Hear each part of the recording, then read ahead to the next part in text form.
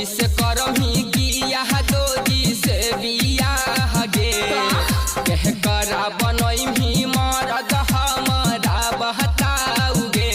सुना कि हम तो अहिर के अपन अच्छा कि हम तो अहिर के अपन चुनबे जीवन साथी रे होबे उमर खाती रे कि हम तो यादव जी के चुनबे जीवन साथी रे होबे उमर खाती रे।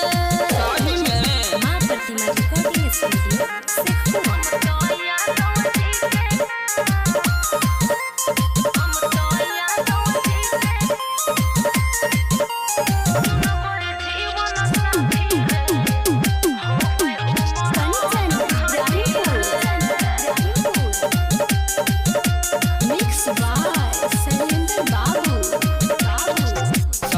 जात छोड़ी काहे सटनी आहिर जात में खोल के बताबंग छौड़ी हमारा तू बात के केतना बताइयो तोरा यादव जी के गुण रे। अच्छा ज्योतिए ब्रांड हो को यादव जी के सुन रे।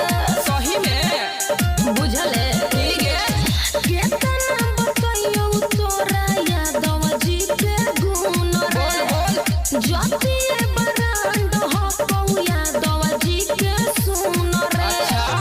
कि 56 इंच के ऊपर ओहो 56 इंच के ऊपर हो के छाती रे अच्छा होबे उमर खाती रे कि हम तो यादव जी के चुनबे जीवन साथी रे होबे उमर खाती रे। समझाइयोगे हम तो यादव जी के चुनबे जीवन साथी रे हम तो यादव जी के चुनबे जीवन साथी रे।